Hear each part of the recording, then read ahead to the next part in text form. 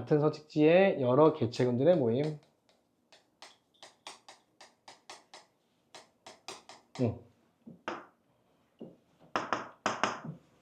두 번째, 군집의 종류? 자, 군집의 종류가 총 3가지가 있는데, 자, 근데 여기서 말하는 군집은 물론 정의대로 따진다면 개축음만 여러 개 있으면 되죠. 개축음만 여러 개 있으면 되지만 조사할 때 군집은 식물 군집만 조사합니다. 왜 그러면 동물을 무시하나? 왜 동물 군집은 왜 조사 안 하니? 움직여서 조사하기가 어려워요. 근데 어려워도 해야 되는 거 아니에요? 뭐 학자들이 뭐 그래? 힘들다고 안 해? 해야 되잖아요. 힘들어도 해야 되잖아요. 필요하면 해야지. 근데 필요가 없는 거야. 왜 필요가 없냐면 뭐지? 나한테 인사한 거야?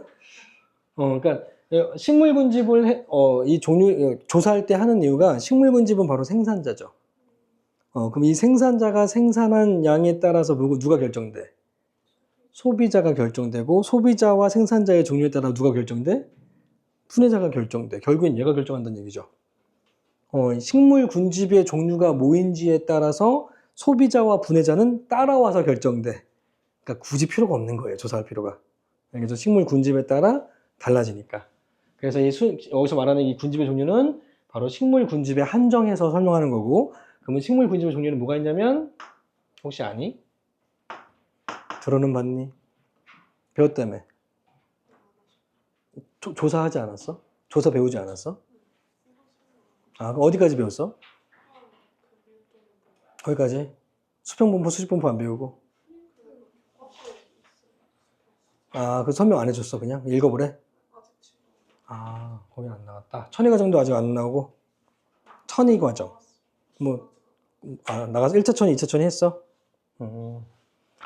그럼 군집의 종류 알겠네?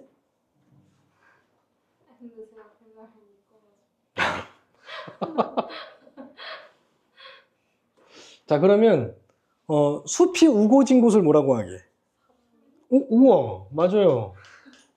삼림이에요, 삼림. 절대 산림이라고 하면 안 돼요. 왜냐면 이 숲이 어디에도 있을 수 있고 어디에도 있을 수 있어. 숲이. 산에도 있을 수 있고 평지에도 있을 수 있죠. 산에 있는 숲을 뭐라 그래? 산림이라 그래. 산에 있는 산림을 산림이라고 하는 거죠. 그럼 평지에 있는 숲은 그냥 삼림. 알겠죠? 그러니까 삼림이 더 큰 범위라고요. 이건 숲이 우거진 거. 근데 이 숲이 우거지려면 큰 나무들이 있어야지. 큰 나무가 교목이야, 관목이요? 잘못 찍었다. 교목들이죠. 교목은 줄기가 쫙 뻗어 있고요. 위쪽에 줄기들이 또 이렇게 나눠지는 거 바로 교목이라 그래. 그게 아니라 밑에부터 쫙 이렇게 나눠지는 거 있죠, 얘네들. 얘네들이 관목이에요. 키가 클 수 없는 구조죠. 알겠죠? 또는 목본 식물이라고도 하고요. 자, 그러니까 이 관목 중에서도 목본 식물 중에 관목이 있고 교목이 있다고요. 그러니까 교목들은 주변의 어떤 기후 환경 조건에 따라 키가 무진장 증가된다고요. 알겠죠? 바오밥 나무 비슷하게 막 키가 막 크게 증가된다고. 그러니까 산림은 그런 목본 식물들이 많이 있는 곳이죠. 그러면 목본 식물이 없는 곳은 뭐라 그래요? 풀떼기들이 우점하는 곳. 그렇죠, 초원이에요. 자, 이 초원은 바로 초본류가 우점하는 지역. 그럼 아무것도 못 사는 지역, 식물들이 황원이라고 불러요. 자, 이렇게 군집은 크게 3가지밖에 없고요. 자, 이 삼림이라고 하는 게 열대, 우림, 되게 여러 가지가 있어. 낙엽수림, 허렵수림, 등등등, 전부 다 숲이야. 초원은 초본이 우점하는 곳. 그럼 황원은 크게 또 2가지예요. 북반구에 있는 황원, 북반구나 남반구에 있는 황원. 남반구에는 없나? 툰드라. 눈으로 덮여 있는 곳이에요. 너무 추운 거예요. 그러니까 식물이 못 사는 거예요. 바로 툰드라. 그럼 적도 부근, 저위도에 있는 황원. 사막이라고 해요. 그러니까 이 황원은 바로 툰드라와 사막이 있고 둘 다 식물군집이 살지 못하는 지역입니다. 알겠죠? 식물군집은 이 세 가지밖에 없어요. 그래서 문제 풀 때 군집의 종류를 물어보면 이 세 개 중에 하나로 대답하면 돼요. 이해되죠? 뭐 수평 분포든 수직 분포든 이 세 개 중에 하나가 다 답이에요. 얘네들의 분포가 다 다른 것 뿐이라고요. 세 번째, 군집의 조사. 자, 이 군집의 조사도 마찬가지. 이 군집이 바로 식물 군집이고요. 자, 식물 군집을 조사하는 방법은 대표적인 방법이 바로 방형구법을 사용한다. 방형구법. 특정 지역을 임의로 조사자가 선을 그어서 특정 지역을 나눠서 조사하는 방법을 방형구법이라고 합니다. 이해하기 위한 용어 첫 번째, 밀도. 자, 밀도는 뭐분의 뭐? 전체, 그렇지. 전체 면적분의 개체수. 그러면 상대 밀도? 왜냐면 지금 내가 조사하는 게 군집의 조사잖아. 군집이라고 하는 건 같은 종이 아니라 여러 개체군들이 있기 때문에 여러 개체군들을 비교하기 위한 밀도 값을 따로 구하는 거라고요. 알겠죠? 그래서 바로 상대 밀도 값을 구한다. 상대 밀도 값은 식은 이렇게 돼요. 밀도의 합, 모든 개체군의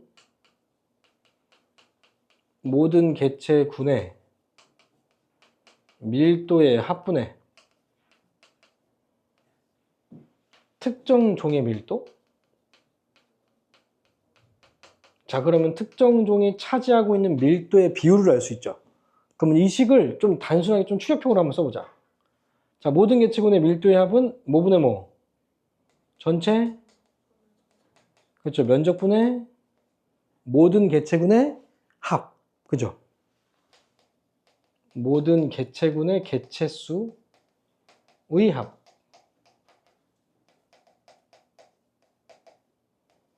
자, 그럼 특정적인 밀도 구하는 식은 전체 면적분의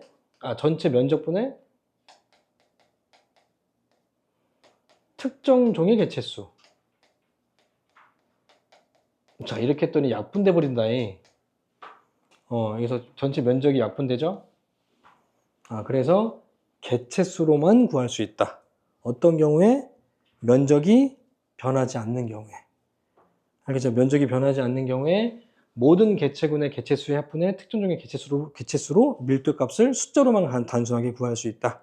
알겠죠? 그게 바로 상대 밀도다. 아이들이 가장 많이 헷갈려하는 게 밀도하고 상대 밀도를 구분하지 못해서 틀리는 경우가 많다. 밀도 구할 때 밀도만 구해야 되고 상대 밀도 구할 때는 상대 밀도를 구해야 되는데 상대 밀도 구할 때 얘를 구하고 얘를 구할 때 얘를 구해버린다고요. 그래서 틀려버린다고. 왜 그렇게 실수할 수 있냐면 밀도를 물어봤는데 상대 밀도 값으로 주어져, 문제에서. 그러니까 딱 구해보면 상대 밀도 맞네? 동그라미 치게 되는 거예요. 이게 되죠. 유인한다고요. 실수를 유발해 준다고. 그러니까 조심하라고요. 정의를 정확하게 알지 못하면 약간 틱트스 풀게 되면 나와 있는 숫자가 그냥 맞다고 생각하고 그냥 틀린 말인데 맞다고 체크한다고요. 이해되죠? 무슨 말인지? 두 번째, 자, 빈도. 자, 빈도는 면적에 대한 값이 아닙니다. 자, 빈도는 전체 방형구수로 계산해요. 전체 방형구 수분의 이 방형구에서 출현한 방형구의 수를 계산해서 빈도를 구합니다. 출현 방형구 수를 계산한다. 출현된 방형구 수. 이 출현한 숫자가 한 개든 두 개든 상관이 없다. 한 마리가 출현하든 두 마리가 출현하든 출현했으면 그냥 한 개다. 왜냐면 방형구 수 단위로 측정을 하기 때문에. 그러면 두 번째, 뭐지? 얘가 세 번째, 얘가 네 번째. 자, 그럼 상대 빈도, 한 번에 추격형으로 그려보자. 상대 빈도는 어떻게 구할까요? 어차피 모든 방형구수는 약분되잖아요. 그죠? 어떻게 써요? 모든 종의 출현 방형구 수분의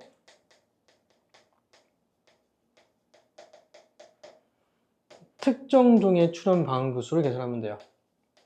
특정 종의 출현 방형구 수를 계산한다.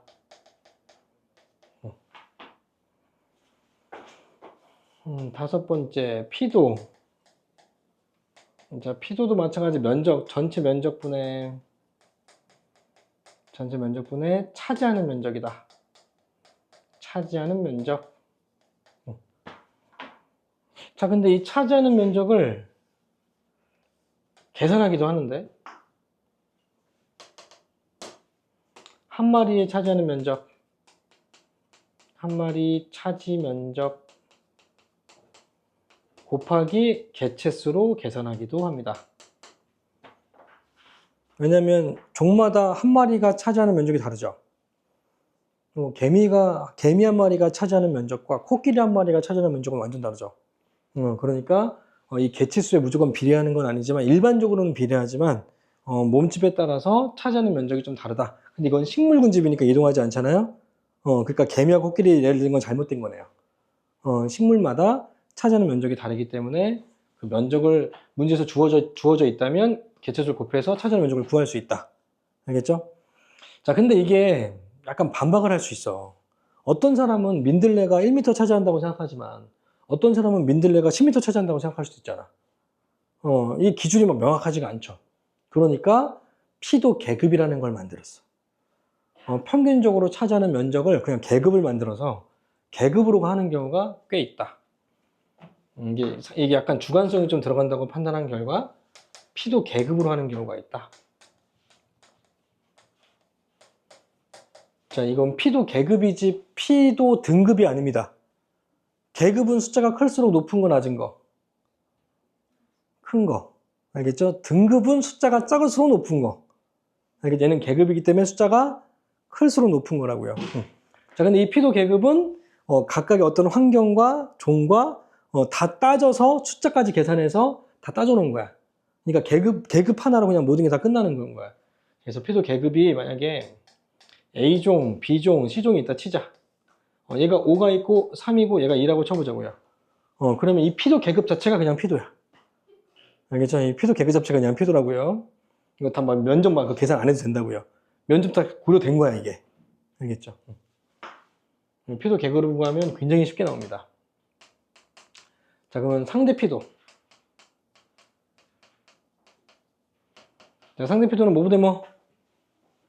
모든 종의 차지하는 면적분의 모든 종의 차지 면적분의 특정 종의 차지 면적.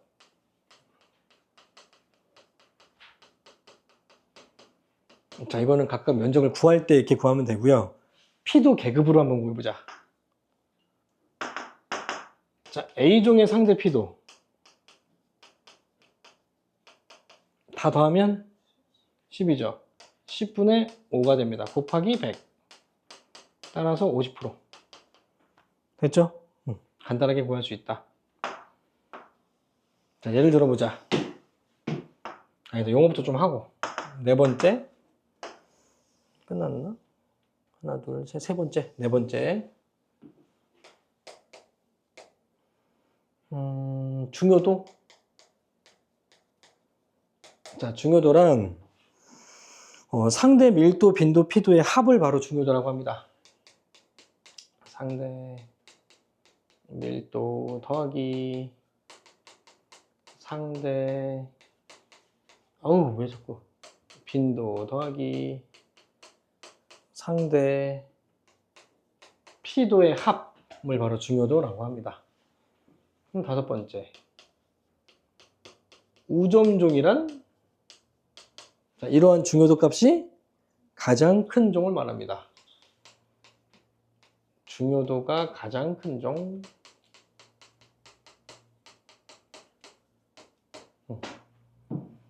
자, 그럼 우점종과 반대 희소종이라고 해요. 희소종. 우점종이 중요도가 가장 낮은 종. 가장 낮은 종. 일곱 번째, 지표종. 자, 지표종은 중요도와 상관없이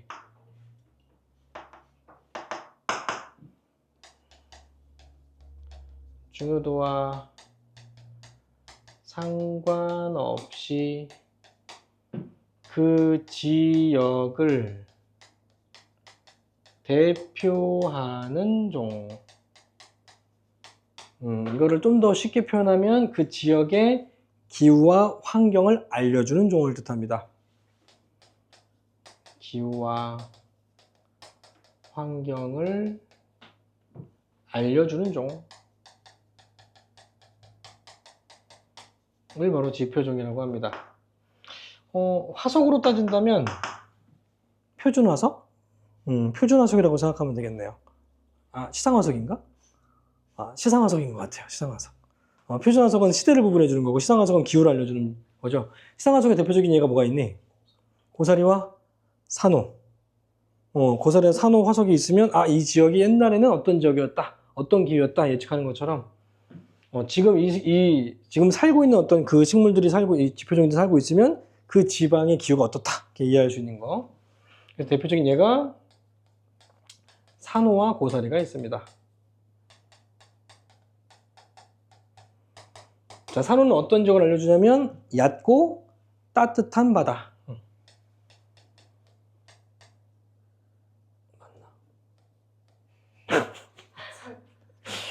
이거 티귿 받침 아닌 것 같아. 어떡해. 리얼 티귿인가? 맞아? 와, 순간 헷갈린다. 얕고 따뜻한 바다. 좀 잊어줘. 찍고 있는데 큰일 났네. 따뜻한 바다. 자, 고사리는 습도가 높고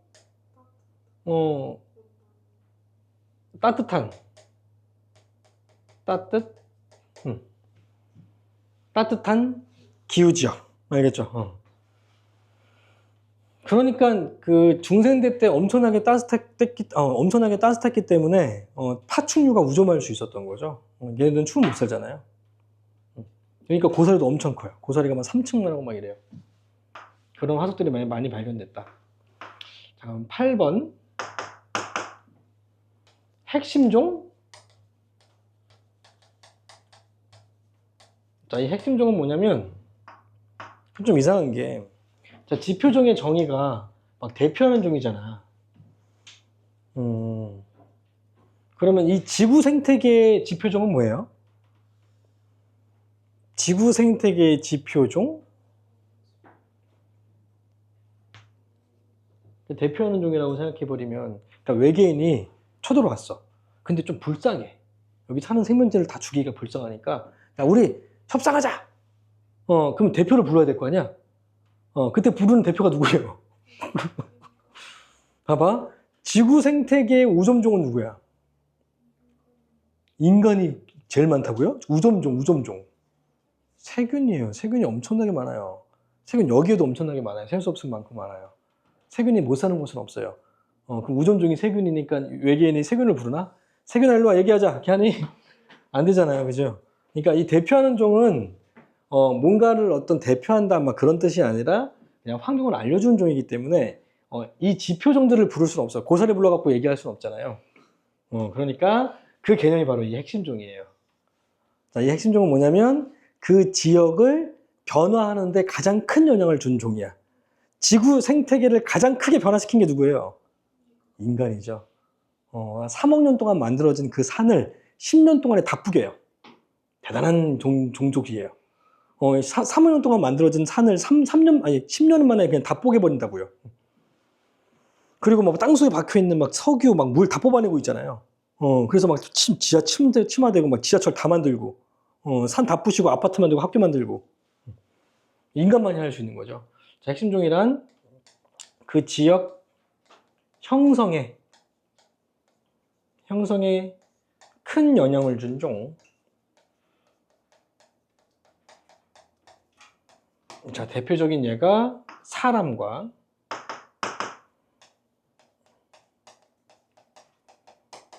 바꾸지 않는 어떤 자연 생태계가 없기 때문에 핵심종은 가장 대표적인 게 사람입니다. 자, 그럼 사람을 좀 빼고 그 캐나다와 미국의 북부 지방에 계곡에 살고 있는 설치류가 있어. 비버. 비버가 뭘 막 세우니? 막 나무까지 갖고 와다가, 막 이렇게 댐을 만들죠. 그러면 위쪽에 물은 올라가고 아래쪽에 물은 떨어지죠. 수생 생태계를 바꿔놨죠. 그래서 살고 있는 생물들도 바꿔놓는다고요. 비버, 이런 것들이 대표적인 핵심종이다. 이것도 마찬가지 뭐에 상관없다? 중요도하고 상관없다고요. 알겠죠? 내신 때는 이런 정의를 막 걸고 넘어진다고. 알겠죠? 이 정의를 걸고 넘어지기 때문에 내가 핵심적인 내용들을 까먹고 있으면 그냥 다 넘어가. 생태계는 약간 애매하게 느껴진단 말이지. 약간 애매하게 느껴지는 순간 다 걸려. 내가 함정에 다 걸릴 수 있다고. 그러니까 정확하게 구분해줘야 된다고. 그래서 예를 들어서 한번 문제 풀어보자. 몇 가지만. 지금은 똑같이 그리세요. 나중에 서태 볼 때는 아무렇게나 그리셔도 돼요. 알겠죠? 이걸 외울 필요는 없으니까. 지금은 똑같이 그리세요.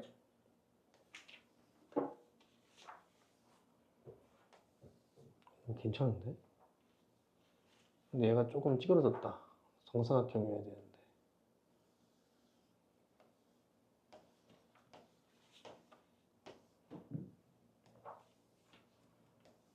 나 자 있어.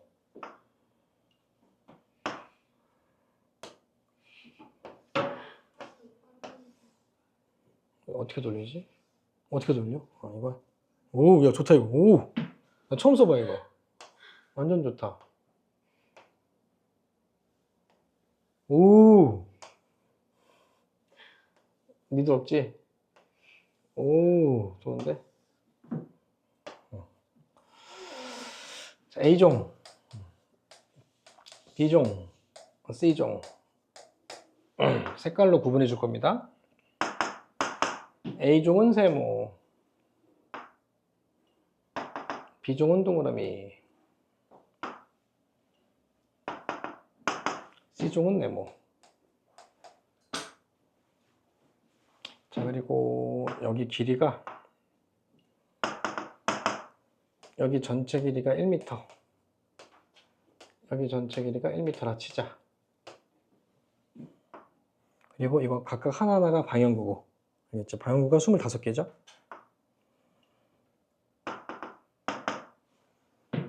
하나, 둘, 셋, 넷, 다섯, 여섯, 일곱, 여덟, 아홉, 열.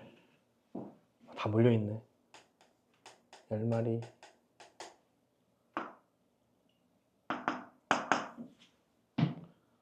하나, 둘, 셋, 넷, 다섯, 여섯, 일곱, 여덟.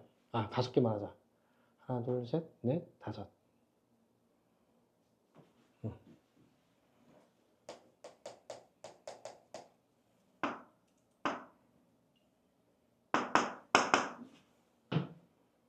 하나, 둘, 셋, 넷, 다섯. 이렇게.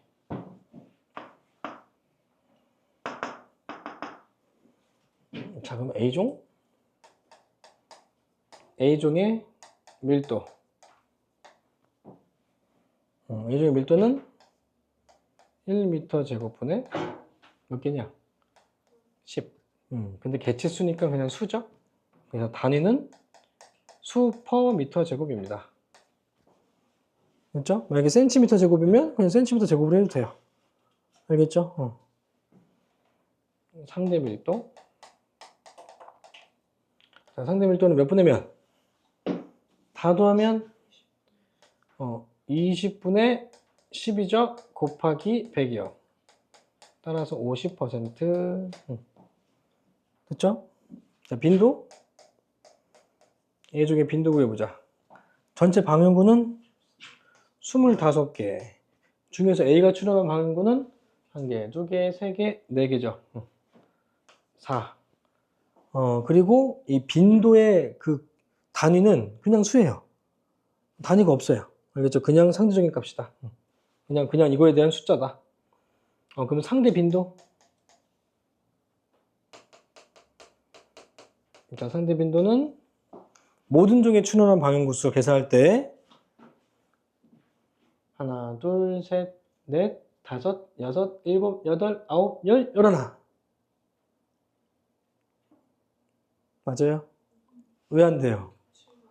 겹치는 건 따로따로 세줘야 돼요. 자, 왜냐면 원래 상대 밀도의 식이 뭐예요? 상대 빈도의 식이 전체 빈도의 합이었기 때문에 이거를 한 개로 쳐버리면 전체 빈도의 숫자가 이상이 생겨버리죠.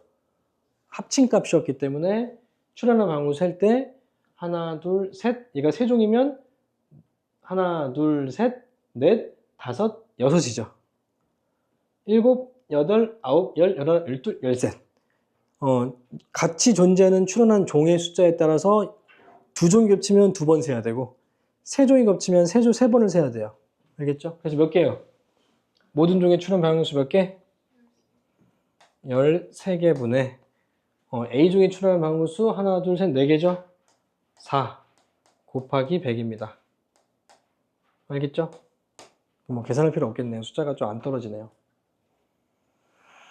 자, 피도를 계산할 때 아까 전처럼 이렇게 한 마리당 차지하는 면적이 나와 있는 경우도 있고 피도 계급으로 나와 있는 경우도 있다 그랬잖아요. 너네 알려준 게 피도 계급이야? 한 마리 평균 차지하는 면적으로 구하는 걸로 나와? 너네 교과서에서 그게 어떻게 나와 있는지가 중요해. 너네 어떻게 나오는지 프린트해. 피도 계급으로 나오면 그냥 간단하게 구하면 되고. 이거 가져가. 네네.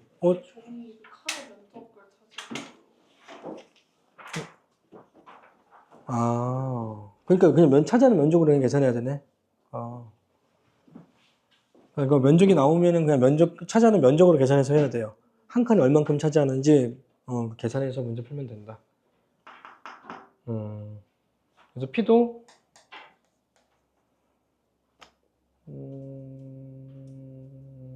그럼 A종이 한 마리당 한 마리당 뭐 2cm? 2cm의 제곱만큼 차지한다 치자. 얘는 3cm의 제곱. 얘는 5cm의 제곱. 자, 그러면 피도는 전체 면적은 1m 제곱이죠? 1m 제곱분에 얘는 한 마리가 2cm의 제곱인데 10마리니까 20cm의 제곱이죠. 20cm의 제곱. 맞죠? 그러니까 단위가 미터 제곱, 센치의 제곱. 아니면 이걸 맞출 수도 있는데 굳이 맞출 필요는 없을 것 같아요.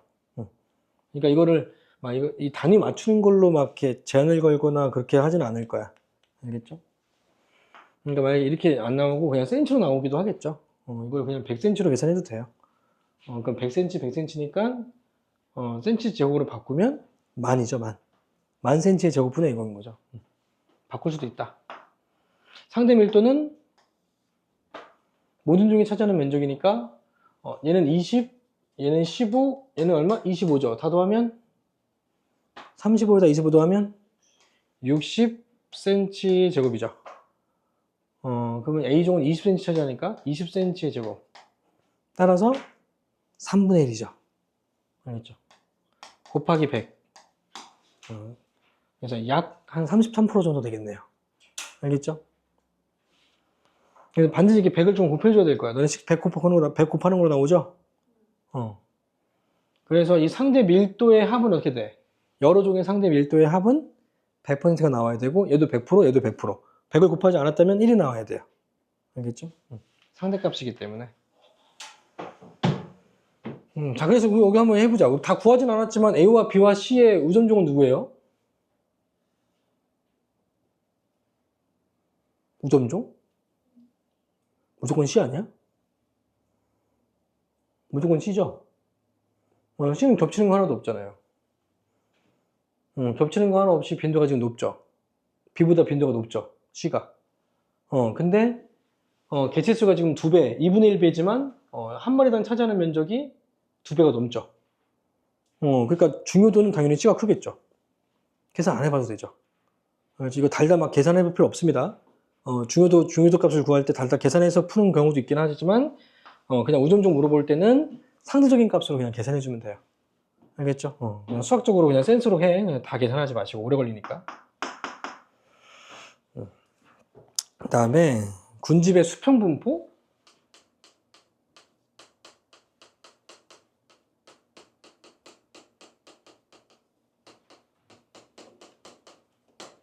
자, 여기서 마찬가지. 이 군집은 뭐를 뜻한다?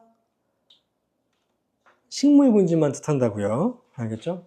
자, 그러면 이 군집의 수평 분포는 뭘 뜻하냐면 높이에 따른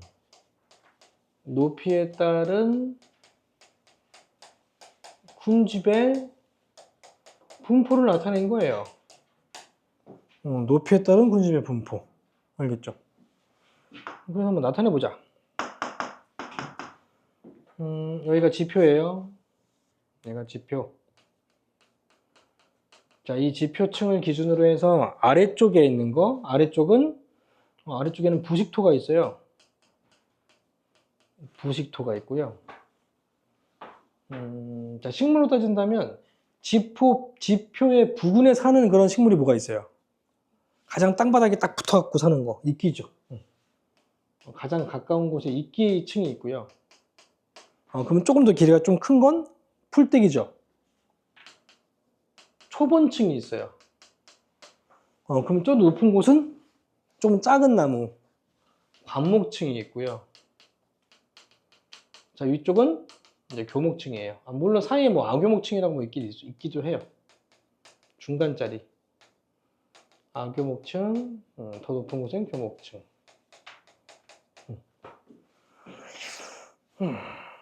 뭐, 그 다음에 뭐, 지렁이 막 이런 것도 나오니?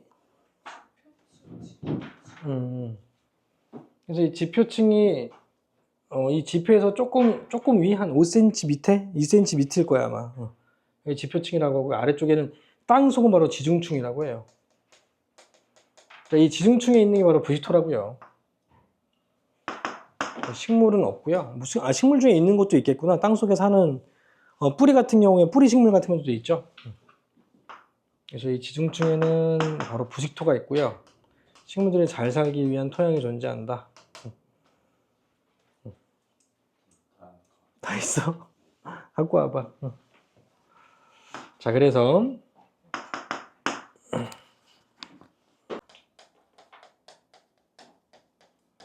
반작용 결과이므로 따라서 광합성을 한 결과로 O2가 높아진 게 바로 H2고 광합성 결과로 CO2가 낮아진 게 H2인 거죠. 그래서 따라서 광합성이 가장 많이 한 건 H2다라고 얘기할 수 있습니다. 이해되나요? 이게 층산구조에서 부가적으로 이 문제가 많이 물어봐. 알겠죠? 근데 알면 되게 쉬운데 모르면 좀 헷갈리고 반대로 풀 수 있기 때문에 조심해야 된다. 자, 이런 층산구조가 발달한 군집은 무엇일까요? 그렇죠. 삼림은 바닥에 있는 이끼부터 위쪽에 큰 교목까지 다 있죠. 그래서 나무들이 우거져 있는 그런 광합성량이 많고 생산량이 많은 지역. 알겠죠? 그러니까 얘네들이 많으니까 누구도 많이 따라와? 소비자도 엄청 많아지고요. 소비자하고 생산자가 많아지니까 불회자들도 많고요. 굉장히 활발하게 그 물질 순환이 일어나고 있는 생태계가 바로 삼림이죠. 당연히 삼림이 압도적으로 층산구조가 발달되어 있습니다. 알겠죠? 군집을 물어봤을 때 이 세 개 중에 하나로 대답하면 된다고요. 알겠죠? 자, 그러면 두 번째 몇 번이었냐? 그냥 군집, 번호 안 썼네. 난 번호 안 쓸래 이제. 자, 군집의 수평 분포. 군집의 수평 분포. 자, 군집의 수평 분포는 높이는 똑같은 거잖아요. 높이는 똑같으니까 수평인데 지구 전체로 보면 얘가 적도, 적도에 있는 사람, 중위도에 있는 사람, 고위도에 있는 사람 전부 다 지금 높이 H값은 같아요. 하지만 뭐가 달라요? 위도가 달라요. 그래서 위도에 따른 분포를 수평 분포라고 합니다. 위도에 따른 군집의 분포. 그럼 위도에 따라서 어떤 값이 식물 생산자한테 영향을 주냐면, 영향을 주는 요인이 뭐니? 첫 번째? 위도에 따라서 뭐가 달라지네. 근데 위도에 따라 달라진 거 다 얘기하면 안 돼. 식물 군집에 영향을 주는 요인만 얘기해야 돼. 첫 번째, 강수량이 바뀌고요. 위도에 따라 강수량, 저위도 지방은 강수량이 많고 고위도는 강수량이 적고. 그래서 저위도는 우기와 건기로 나뉘어지는 거 아니? 계절이 두 개밖에 없어요. 건기와 우기밖에 없다고요. 그만큼 비가 많이 온다고. 중위도 지방은 계절이 네 개로 나뉘죠. 그중에서 여름에 비가 좀 몰아서 오죠. 고위도 지방은 아니 비가 거의 안 와요. 그렇죠. 강수량의 차이가 많이 난다. 두 번째, 기온. 그렇죠. 기온의 차이가 많이 나죠. 자, 기온 차이가 많이 난다. 이 두 가지가 다른 것 같다. 그래서 분포를 나타내보자. 수평분포 여러 가지를 동시에 나타내기 때문에 여러 가지가 있겠지만 피라미드로 나타내기도 한다.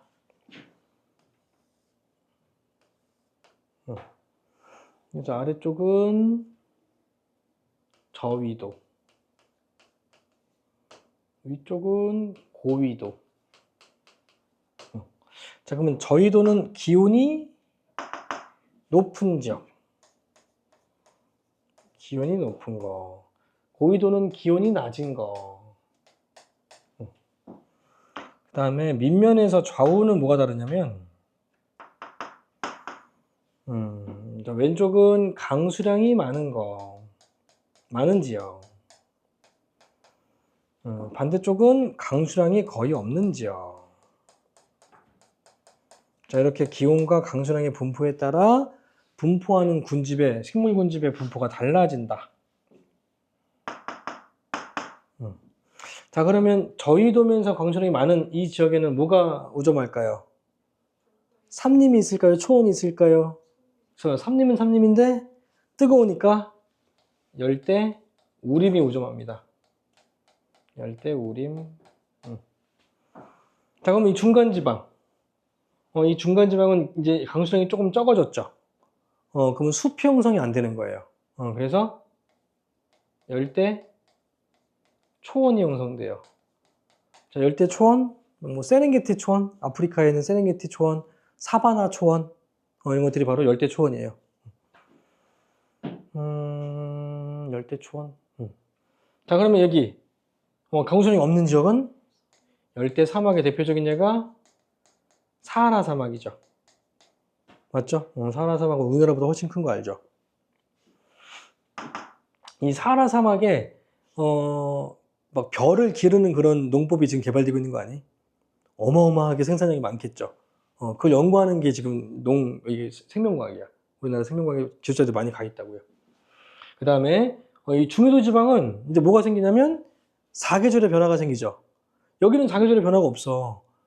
그냥 계속 뜨거워, 계속 더워. 1년 내내 덥단 말이야. 비가 오느냐 마느냐 그 차이가 있어. 그러니까 태국이나 필리핀하고 생각하시면 돼요. 태국, 필리핀, 베트남. 덥거나 춥거나가 아니라 더운데 비가 오거나 안 오거나 둘 중에 하나야. 근데 여기는 계절 변화가 생기죠. 그래서 여름에는 막 잎이 만져졌다가 추운 겨울날에는 어떻게 돼요? 떨어지죠. 왜? 온도에 따른 영향이 바로 낙엽이라고 그랬잖아요. 그래서 낙엽수림이 우정합니다. 낙엽수림. 자, 이 낙엽수림이 우점하는 지역의 가장 큰 제한 요인이 뭐예요? 온도예요. 온도가 내려가는 거예요. 온도 변화가 심한 거예요.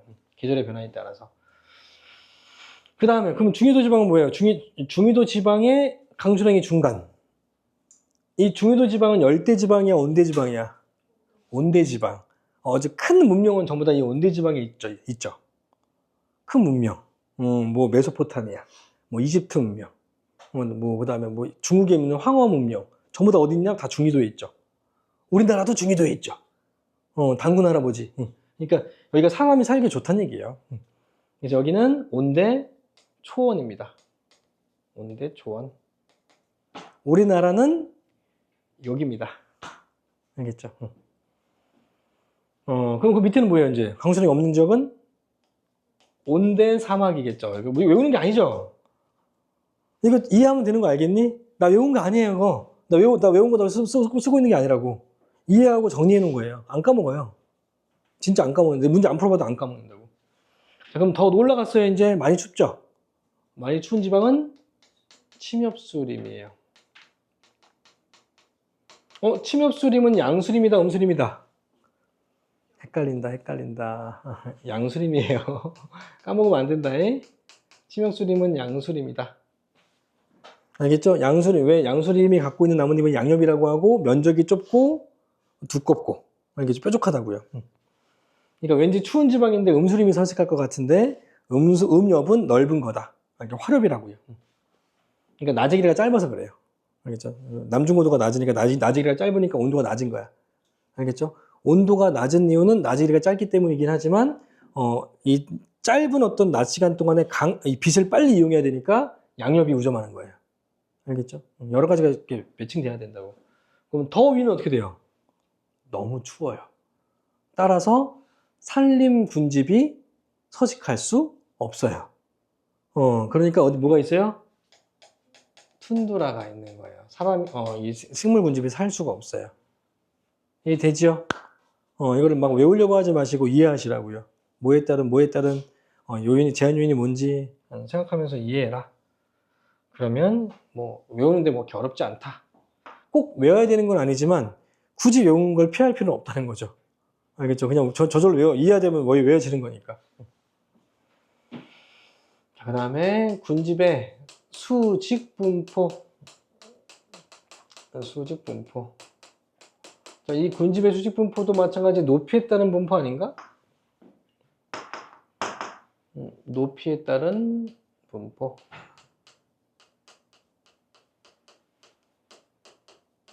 높이에 따른 분포라고 하니까 좀 헷갈린다. 층상구조와 다른 점. 얘도 높이고 층상구조도 높이였고 뭐가 다르게? 더 높은 곳? 아니에요. 완전 광범위. 더 높은 지역까지. 층상구조는 조금만 한 100m까지만. 아니에요. 높이는 상관없어요. 그 높이에 따른 분포는 똑같아요. 그러니까 이게 완전 다른 개념인데 아마 이렇게 설명이 자세하게 나와 있지 않아서 헷갈리는 것 같아. 모를 수밖에 없을 것 같아. 이건 그리지 마세요. 그냥 이해만 하세요. 뭐야 이거? 지구 그린 건데. 이거 동그라미 잘 그리면 사이코래. 사이코가 아니었어요. 얘가 적도? 23.5도 기울어져 있는 거? 자, 그럼 우리가 살고 있는 지역이 약간 북위 30도 지방이죠? 얘가 대한민국이 있다 치자. 여기에 세린이가 있어요. 세린이가 있다고요. 이 세린이가 살고 있는 집 근처에 높이에 따른 분포, 이게 층상구조예요. 알겠죠? 특정 지방에, 특정 지역의 높이에 따른 분포. 그러면 이 수직분포는 뭐냐면 지구 전체에서 5m만 따로 모은 거예요. 5m에 뭐 있는지 다 평균, 10m에 뭐 있는지 다 평균, 20m에는 뭐 있는지 다 평균. 이렇게 나타낸 게 바로 수직분포예요. 이해되나요? 알겠죠? 그러니까 층상구조는 특정 지역의 높이에 따른 분포고 수직분포는 전체 생태계의 높이에 따른 평균 분포라고 보시면 돼요. 이해되죠? 그러니까 범위가 좀 큰 거는 맞긴 맞네요. 세린이가 얘기한 게. 높이가 범위가 아니라 지역이다, 지역. 자, 그래서 높이에 따라서 식물 군집에 영향을 주는 요인 중에 뭐가 변하니? 당연히 그쵸. 기온이죠. 기온이 변하고요. 또 빛의 세기가 달라져요. 빛의 세기. 이 두 가지 요인 때문에 수직 분포가 달라진다. 자, 이것도 이렇게 그려보자. 자, y축 값이 높이고요. 높이 높은 거, 높이 낮은 거. 자, 그럼 높이가 높은 지방은 기온이 내려가고, 높이가 낮은 높이가 낮은 곳은 기온이 높아지죠. 높이 올라가면 올라갈수록 기온은 내려가고, 내려가면 내려갈수록 기온은 높아진다. 지구 복사 에너지 때문에. 그지? 또 뭐가 바뀌지? 아, 빛의 세기. 높이 올라가면 올라갈수록 빛의 세기는 어떻게 돼요? 강해져요. 그렇죠? 왜냐면 왜 강해져요? 태양과 가까워지니까? 높이 올라가면 올라갈수록 태양과 가까워지잖아요. 그럼 빛세기가 더 강해지나? 어디서? 대기에서? 아, 대기를 뚫고 올라가야 되겠네, 그러면? 그늘진 곳이 없어지니까. 그러니까 내가 밑에 있을수록 큰 나무들이 막 이렇게 막고 있잖아요. 그러니까 그늘진 곳이 맞으니까 빛세기가 약한 거야. 높이 올라가면 올라갈수록 막고 있는 게 없으니까 빛세기가 강한 거야. 그냥 바로 받으니까. 그래서 낮은 지역일수록 빛의 세기가 약하다. 그늘진 곳이 많아서. 알겠죠? 이거 평균값이야, 평균값. 알겠죠? 이것도 다 그 지방의, 그 지역의 빛의 세기의 평균값이라고요. 그러니까 여기에 막 그늘진 곳이 많고 여기는 없어 하더라도 평균적으로 빛의 세기가 약하다. 이렇게 얘기하는 거라고요. 알겠죠? 자, 그러면 맨 밑에지, 맨 밑에. 여기는 기온이 높죠? 자, 빛의 세기가 약하죠? 자, 기온이 높으니까, 낙엽이 떨어져, 안 떨어져? 안 떨어지죠? 그러면 1년 내내 낙엽이 안 떨어지는 나무를 뭐라 그래? 상록수라고 하죠. 상록수는 상록수인데 빛의 세기가 약해. 그럼 화렵수가 5점에, 침엽수가 5점에. 잠깐만. 침엽수가 5점에, 화렵수가 5점에. 다시, 양수가 5점에, 음수가 5점에. 그렇죠. 음수는 화렵수야, 침엽수야? 그렇지. 그래서 상록, 화렵수가 5점 하는 거예요. 이해됐니? 이거 외운 게 아니요. 난 절대 아니었어요. 아, 이거는 기온 때문이고요. 기온이 높아서 화로추림이 우정하는 건 빛의 세기가 약해서예요. 이렇게 생각하면 돼요. 알겠죠? 자, 그럼 좀 더 올라갔어요. 좀 더 올라갔지만 빛의 세기가 양수가 우점할 만큼 세진 않아. 대신에 이제 온도가 어떻게 돼요? 온도는 급격히 떨어지거든요. 올라가면. 그래서 낙엽이 떨어지기 시작해요. 낙엽, 화렵수림이 5점이에요.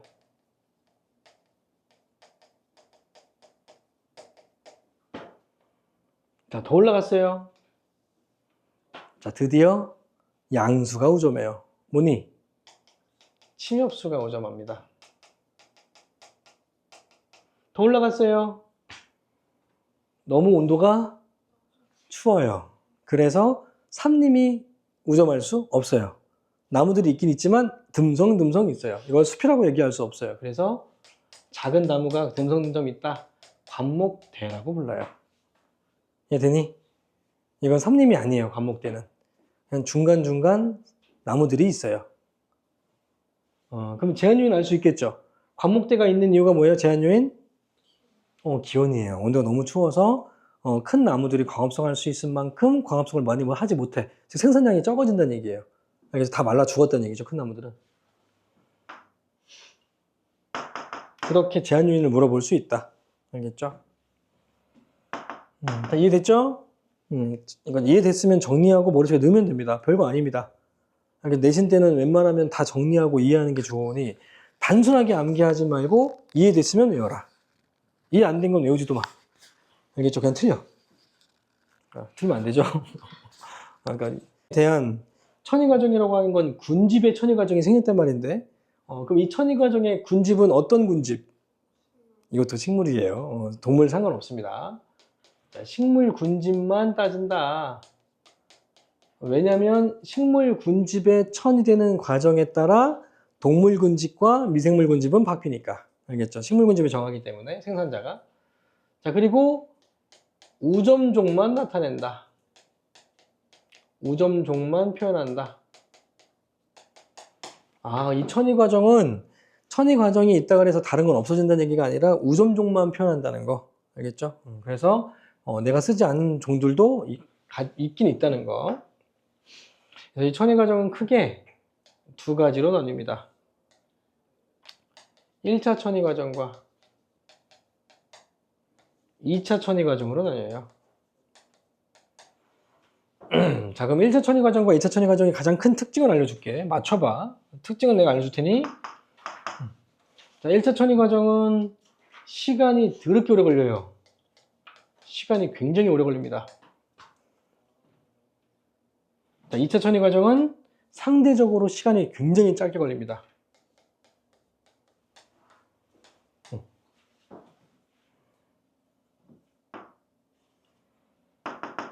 자, 그래서 이 1차 천위 과정은 크게 두 가지로 나뉘어요. 건성 천위 과정과 습성 천위 과정으로 나뉜다. 자, 한번 예측해봐.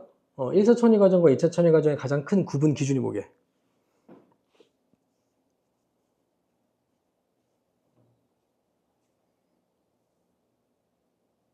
좀 써줄까, 더? 자, 건성 천위 과정은 처음에, 맨 처음에 암석밖에 없어요. 맨 땅이에요, 맨 땅. 맨 땅만 존재한다. 다른 말로 그냥 암석. 자, 습성 천위 과정은 맨 처음에 영양호? 부영양호? 아, 빈영양호야? 맨 처음에? 빈영양호가 있었어요.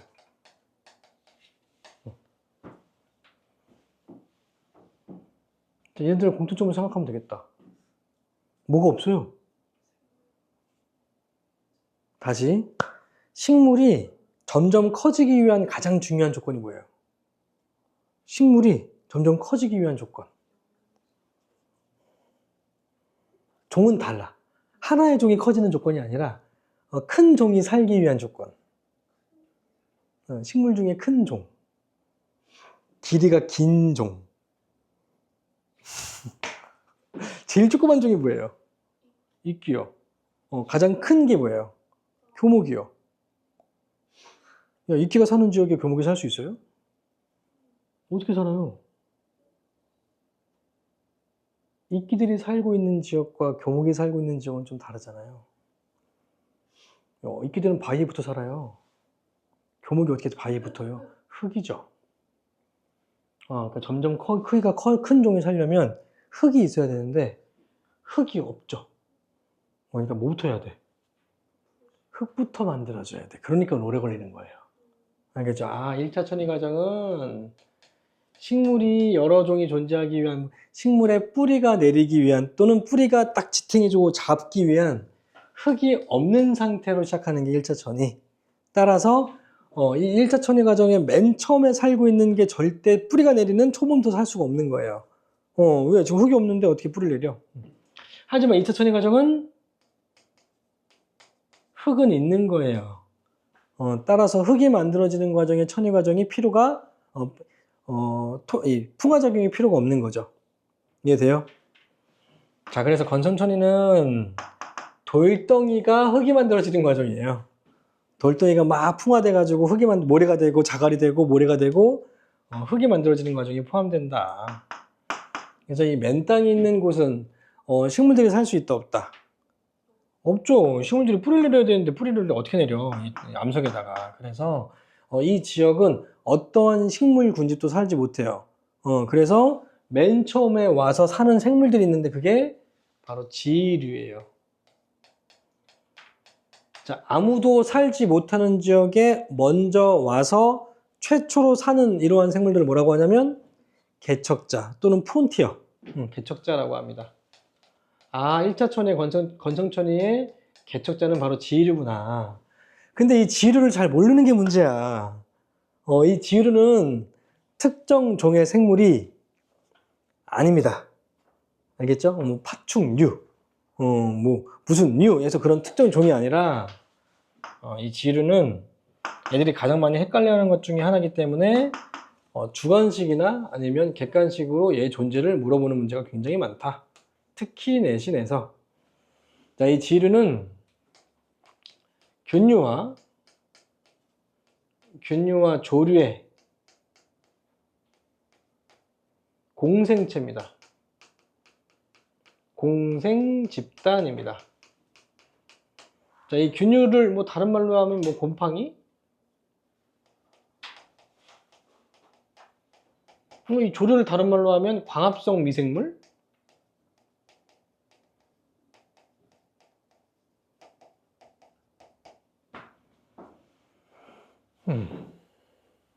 다 있어? 갖고 와. 미생물이 뭐야? 미생물이 뭐 있어?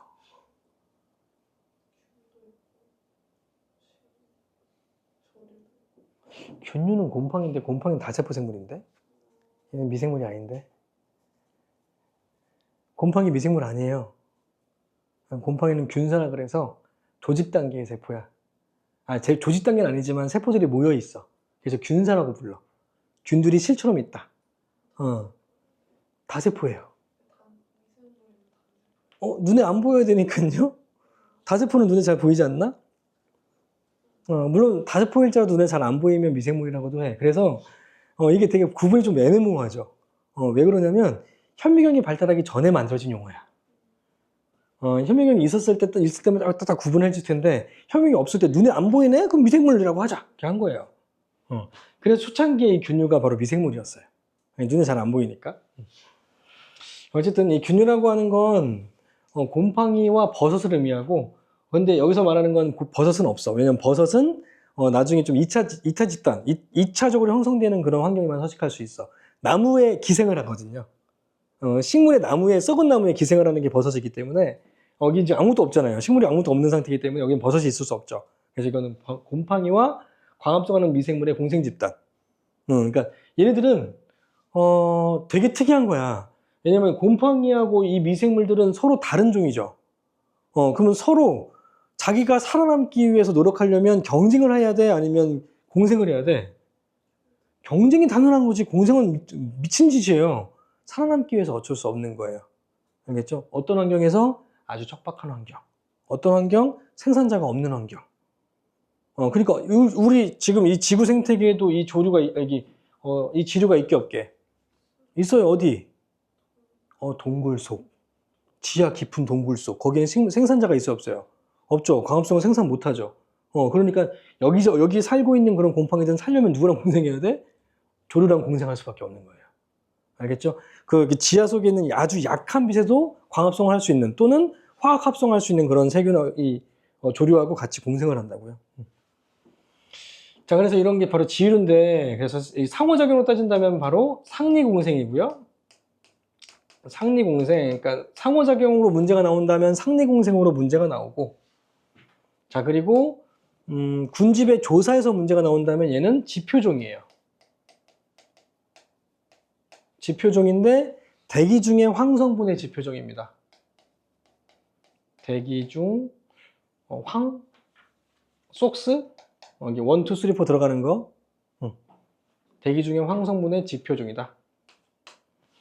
그럼 얘는 황성분이 있으면 죽나요? 네. 그러니까 지금 여기 대기 중에 못 사는 거예요. 왜냐면 이 황산화물은 어디에서 많이 나와요? 자동차의 엔진 근처. 자동차의 엔진 근처와 배기가스에 엄청 많거든요. 그러니까 이 주변은 절대 살 수 없겠죠. 얘들이 없으면 죽어버려요. 얘가 없어야 생존할 수 있다. 따라서 얘네들이 없으면 아마 황산화물이 많다라고 판단하는 그런 지표종이라고요. 그래서 얘가 개척자, 그러니까 군집의 천위 과정에서 나온다면 얘는 개척자고, 알겠죠? 1차 천위의 건성천위 개척자고. 그래서 이 지류가 살면서 풍화를 촉진해서 얘를 자갈로 만들고, 시간이 지나서 모래로 만들고, 얘가 더 풍화돼서 흙이 만들어졌다 이거죠. 그래서 이 자갈과 모래가 있을 때 우점하는 게 이제 식물들이 우점하긴 합니다.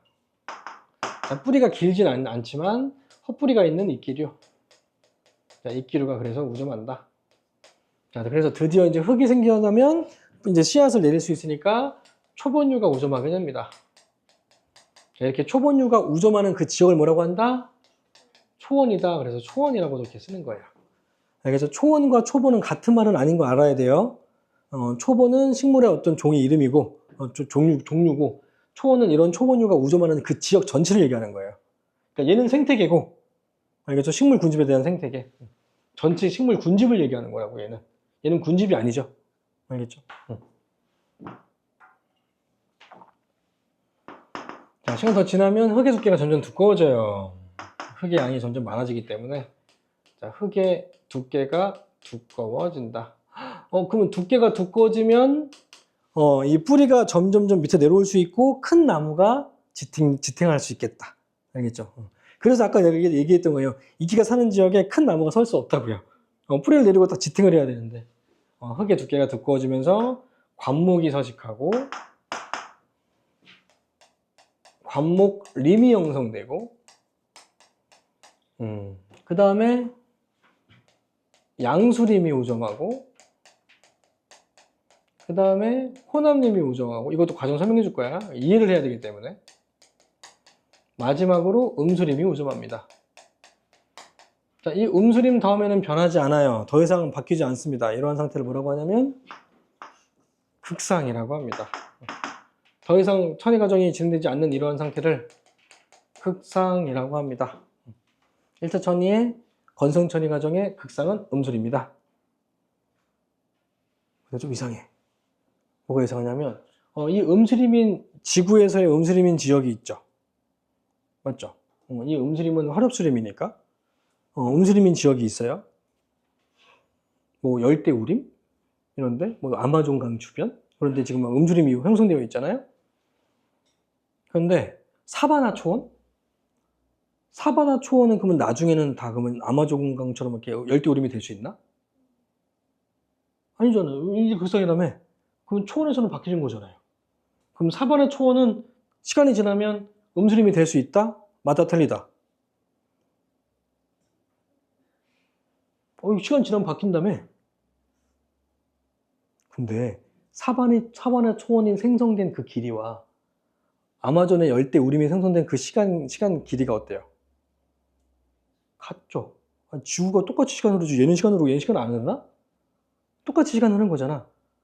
똑같은 시간 동안에 열대우림이 된 거고 얘는 똑같은 시간 동안에 초원이 된 거잖아. 그럼 초원이 더 이상 안 바뀌는 거 아니야? 초원이 극상이에요. 알겠니? 사바나 초원은 초원이 극상이에요. 이상하죠? 초원이 막 이렇게 바뀔 것 같은데 그러니까 정확하게 이해하셔야 돼요. 그러니까 정확하게 이해하고 있으면 당연해요. 당연히 초원밖에 안 돼요. 절대 천혜가 될 수 없다고요. 자, 여기서 자, 뭐를 이해해야 되냐면 여기 관목림부터 여기 음수림까지의 특징입니다. 별표. 다 했니? 아유 고생했다. 잠깐만. 여기까지 특징. 시간이 지나면 지날수록 어떤 특징이 있냐면 첫 번째. 아유 체리나. 여기는 해줘야 되는데 진짜 해줘야 되는데. 첫 번째. 시간이 지나면 지날수록 호흡량은 어떻게 되게? 호흡량 안 배웠구나. 자, 호흡량은 증가됩니다. 그냥 일단 쓰세요. 알겠죠? 일단 호흡량은 증가돼요. 순 생산량은 감소돼요. 일단 진짜 중요한 거야. 그래도 잘 몰라도 되게 중요한 거라 써놔. 다음 주에 물질 순환에서 자세하게 설명해 줄게. 알겠죠? 호흡량은 증가되고 순 생산량은 감소돼요. 자, 그러면 생장량은 감소돼요. 하지만 생체량은 증가돼요. 뭔 소리인지 모르겠죠? 되게 중요한 거라고요. 그냥 일단 쓰고 외우세요. 그럼 나중에 설명했을 때 이해가 되면 그렇구나. 약간의 반전이 있을 거예요. 이래서 그런 거구나. 이렇게 이해가 되면. 자, 그리고 지표에 도달하는 빛의 세기가 어떻게 돼요? 지표에 도달하는 빛의 세기. 빛의 세기가 어떻게 된다고 민지야?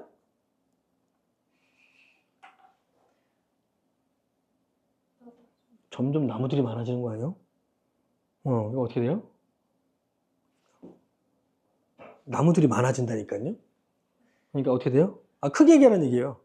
낮아져요. 당연하죠.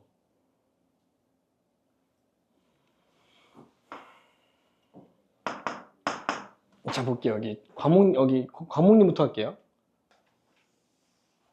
이게 관목님과 같은 시점이에요. 아마 10억 년 전. 내 맘대로.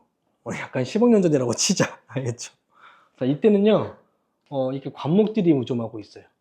저 관목은 이렇게 네모로 표시할게요. 자, 근데 관목님이 우점하고 있는 것뿐 관목님만 있나? 아니죠. 양수도 있고 음수도 있겠죠. 근데 이 관목은 키가 커요, 작아요? 관목은 좀, 작은 나무니까 좀 크게 그리면 되겠다. 좀 귀엽다. 근데 양수는 어린 나무겠죠? 아직 안 자라서 양수가 이렇게 어린 나무가 중간중간 들어있어요. 이거 양수예요. 자, 근데 관목님이라 그랬으니까 관목이 많아야지. 관목이 많아요. 자, 그리고 음수 묘목들도 중간중간에 들어있어요. 음수 묘목. 자, 이 세모가 음수 묘목, 음묘. 이 동그라미가 양묘, 어린 나무를 뜻해요. 이 네모가 관목. 자, 그럼 이 세 개 중에서 누가 제일 많이 클까요? 이제 생산량이 누가 제일 많을까요? 그쵸. 다 그늘져 있지가 않죠. 빛을 다 받죠. 자, 빛을 다 받으면 당연히 두꺼운 나뭇잎이 많은 양수가 우점하겠죠. 더 잘 자란다고요. 그래서 시간이 지나면 이 상태에서 양수가 쭉쭉 뻗어나가요. 양수가 먼저 이렇게 큰다고요.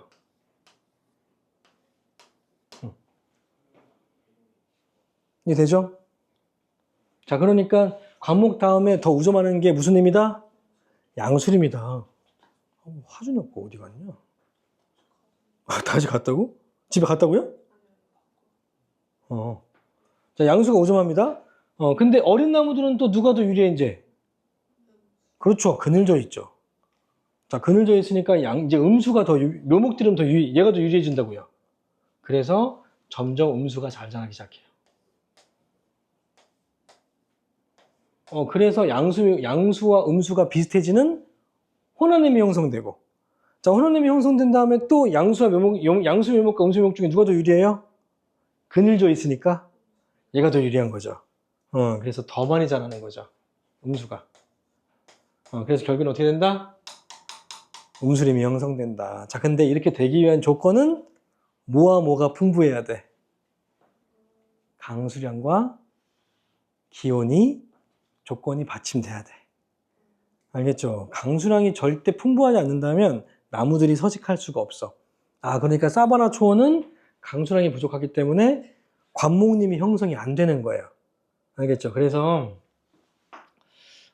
이 천이 극상이 될 수 있는 거 두 가지가 있습니다. 자, 극상으로 가능한 군집. 가능한 군집은 뭐 또는 뭐게? 두 개 중에 하나입니다. 초원.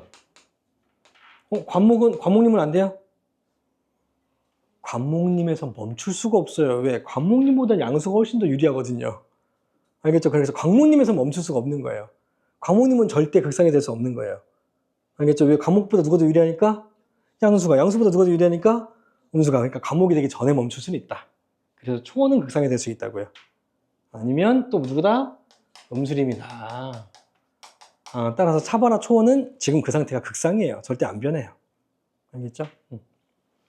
그러면 관목님들은 지금 지구 상태에 있는 관목님들은요, 나중에 음수림 되는 거예요. 무조건. 알겠죠? 이해되죠?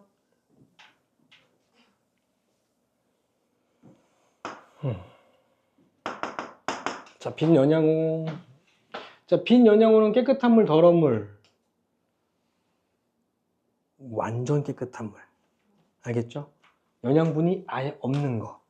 깨끗한 맑고 청정한 물. 1급수예요, 1급수. 알겠죠? 그럼 이 빈 영양호는 생물 다양성이 높아요, 낮아요? 낮아요. 생물 다양성이 엄청 낮아요. 당연하죠. 내가 먹는 물인데 생물들이 많아야 돼요? 생물들이 없는 물을 내가 먹어야지. 그죠? 이 청정한 빈 영양호라고 하는 건 내가 먹을 수 있는 물을 뜻해요. 알겠죠? 여기 세균들이 없고, 생물들도 없고, 쓰레기들도 없고, 음식물 쓰레기도 없고. 빈 영양호, 생물 다양성이 낮은 물. 자, 근데 시간이 지나면 지날수록 외부에서 흙이 밀려 들어오겠죠. 비에 의해서 씻겨 들어오겠죠.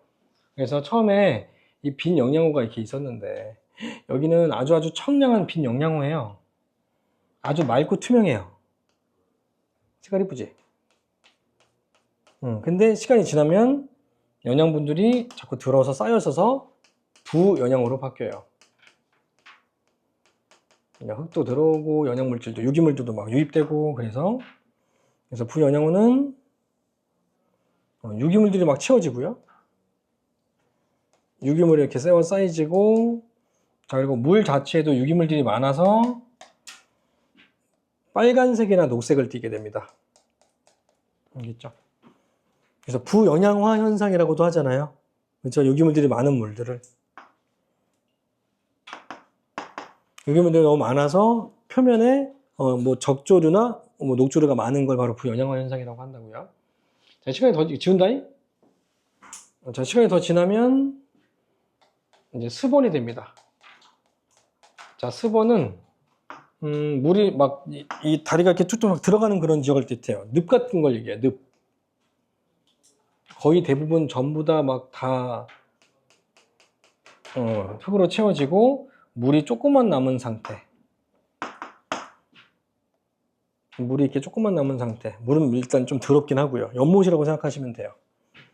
이렇게 연못이 들어있는 이런 지역을 스본이라고 합니다. 그래서 이 연못이 있는 상태부터 식물들이 살기 시작해요. 자, 이 개척자가 누구냐면 스본식물이 개척을 한다. 스본식물. 자, 이 스본식물이 바로 개척자입니다. 자, 그러면 용암돼지. 용암돼지 말고 용암돼지. 이 용암돼지에서 시작하는 천위과정은 1차 천일까요? 2차 천일까요? 1차 천이라면 건성일까요? 습성일까요? 대답을 하나도 못하는데요, 민지? 용암돼지. 1차 천이, 2차 천이. 용암. 용암 때문에 식물군주 다 죽었다. 용암 때문에 식물군주 다 사라지는.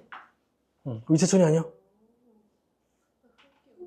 그렇지, 흙도 덮였어요. 그게 문제가 그거예요. 식물군집이 죽은 거는 상관없어요. 더 중요한 건 뭐가 덮였다?